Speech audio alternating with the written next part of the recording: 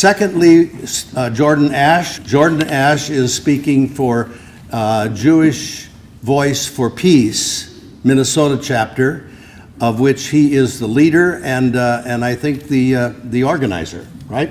You've been basically the organizer of Jewish Voice for Peace, Minnesota. Jordan is when he's not working on this agenda, when he's working for a living, he's a research coordinator for the Service Employees International Union.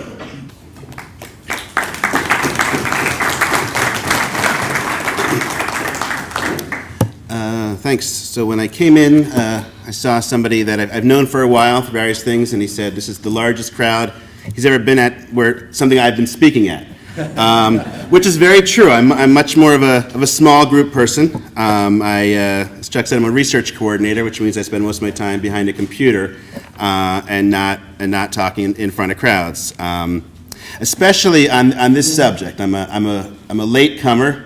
In terms of on this subject. I'm no policy expert, and I'm humbled because I see so many people who have been working on this issue for so long and committed so much of their life and their energy over the years to working on this.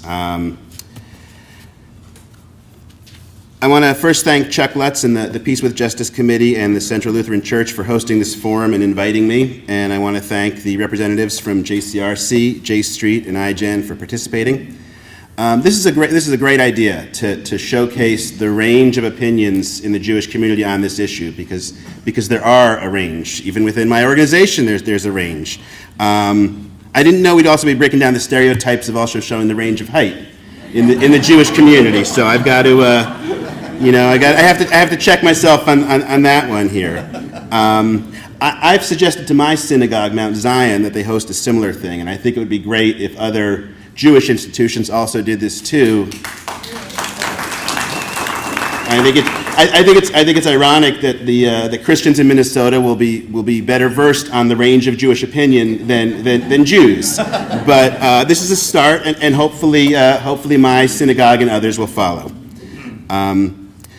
When I was growing up, my mother instilled a very strong sense of right and wrong in me, and the morals she imparted were firmly rooted in the history of the Jewish people. She taught me about the pogroms in Russia, the harsh working conditions Jews had to endure in sweatshops, and the discrimination Jews faced in America. She also taught me about Samuel Gompers, who founded the American Federation of Labor, and about Michael Schwerner and Andrew Goodman, who gave their lives alongside James Chaney in the Civil Rights Movement. The lessons I learned were clear. We must stand up for justice. Discrimination and prejudice were wrong. All people are equal and deserve to be treated with dignity and respect. The holidays we celebrated were right in line with this. At Passover, we remember that we were slaves in Egypt. Hanukkah is the story of how Judah Maccabee and a small band of men defeated the Greek army so that we could be free to practice our religion. At Purim, we boo when we hear the name of Haman, who wanted to destroy the Jews, and we cheer Esther, who risked her life to save her people. And of course, she taught me about the Holocaust, of the ghettos in Poland where Jews were rounded up, of the yellow stars Jews were forced to wear, of the heroic ways that Jews fought back, and of the horrific ways in which they died. She showed me the drawings and read me the poems of children who perished in the camps.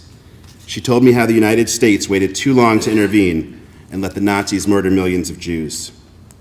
This was the history that gave the founding of Israel so much importance. It was as if finally, after so much tragedy, the story of our people would have a happy ending.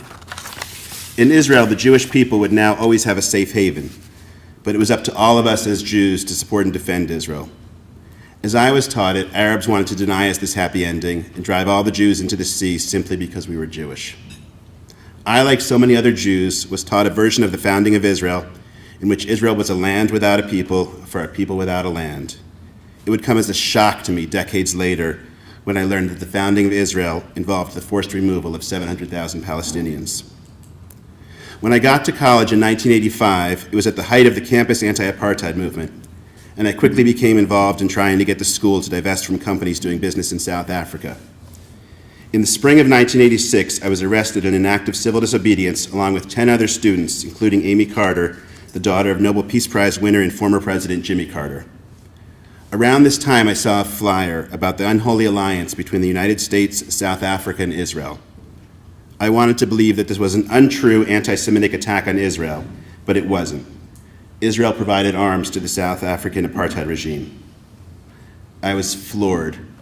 I didn't know how to process this information because it didn't fit into the framework of what I knew or what I thought I knew. And because this truth about Israel was too painful to process, I ignored it. Even as I lived the values that my mother imparted to me, through my work with labor unions and community organizations, I largely ignored what people were saying about the oppression of Palestinians. I put Israel out of my mind, and for a long time, I also put being Jewish out of my mind. Then, 20 years later, I heard a group of young Jews speak out against what Israel was doing in the occupied territories and how they, as Jews, felt obligated to do whatever they could to stop this. So in 2007, I went to Israel and the West Bank to see the situation for myself.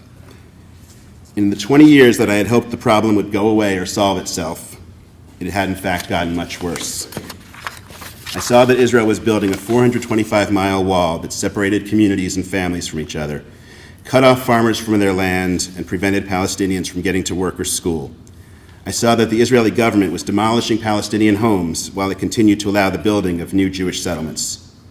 It was clear to me that Israel's main interest was not to achieve peace, but to take the most desirable and viable land for itself while forcing Palestinians into a life of poverty filled with daily reminders of their inferior status. This is what Desmond Tutu was referring to when he said, "I've been very deeply distressed in my visit to the Holy Land. It reminded me so much of what happened to us black people in South Africa. I have seen the humiliation of the Palestinians at checkpoints and roadblocks, suffering like us when young white police officers prevented us from moving about. My experience confirmed what Jimmy Carter had written, that Israel had created an apartheid system.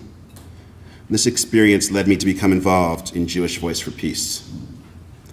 The success of the movement to abolish South African apartheid inspired a broad range of Palestinian civil society organizations to issue a call in 2005 for boycott, divestment, and sanctions as part of a nonviolent campaign to end the Israeli occupation. And I think this is important to remember. This was not a plot by Mahmoud Ahmadinejad or Hamas or Hezbollah. The call for BDS was by Palestinians as a form of nonviolent resistance to the occupation and to Israel's institutional, legal, and societal discrimination against its Palestinian citizens. Jewish Voice for Peace shares the aim of BDS, ending the occupation, achieving equality for Palestinians now living in Israel, and recognizing Palestinian refugees' right of return. As a force of US-based Jews and allies, Jewish Voice for Peace has chosen to focus our efforts on boycott and divestment campaigns that directly target Israel's occupation of the West Bank and East Jerusalem and its blockade of Gaza. We believe this to be the most effective way for JVP to help bring about the aims of the Palestinian BDS call. In coordination with the Palestinian Boycott National Committee and other Israeli and Palestinian civil society organizations, JVP has initiated and sustained the largest divestment campaign ever mounted in the United States for Palestinian human rights, the growing movement to induce investment giant TIAA-CREF to divest of its holdings in companies that profit from the occupation, companies like Caterpillar, Veolia, Motorola, Northrop Grumman, and Elbit. Jewish Voice for Peace believes that there will not be an enduring peace until Palestinians can negotiate from a similar position of strength as Israel. In order for this to happen, there needs to be a change in the current imbalance of power, and we believe that BDS is a central part of the nonviolent strategy necessary to bring about this shift. Jewish Voice for Peace does not endorse a one-state or two-state solution. Instead, we promote support for human rights and international law. Our stance has been that the people living in Israel, Palestine, are the ones who must decide on their own whether it is one state, two states, or some other solution, but that there must be a level playing field in order for them to decide. Which brings me to the issue of the Palestinian request for statehood at the UN. Jewish Voice for Peace believes that even if such a vote were to pass, it would not change facts on the ground or suddenly create a Palestinian state. That said, we do believe that the campaign for Palestinian statehood has and can catalyze an important global conversation about the fundamental Palestinian right to self-determination and the United States and Israel's ongoing role in thwarting that right. We also strongly oppose a U.S. veto should the question go to the UN Security Council. This would be the 41st time in 40 years that the U.S. has said no to the Palestinian struggle for human rights. 41 times in votes at the UN Security Council, the United States has been the only country to use its veto to override the votes of every other member. 41 times the U.S. has been the one country to protect Israel, no matter how many settlements it builds, orchards it destroys, or acres it takes. The one country to say no to democracy, fairness, and justice for Palestinians, and to say yes to more pain and destruction for both Palestinians and Israelis. We know that the vote is just one step and only a beginning. It won't stop the growing pace of Israeli settlements in East Jerusalem and the West Bank. It won't suddenly mean there is a viable Palestinian state or freedom for those in Gaza or a just resolution to the problem of refugees, but it will recognize the right to Palestinian self-determination, give our movement additional tools in moving toward a truly just resolution, and give fresh hope to all the people of Palestine and Israel who deserve to live in freedom and democracy. Thank you.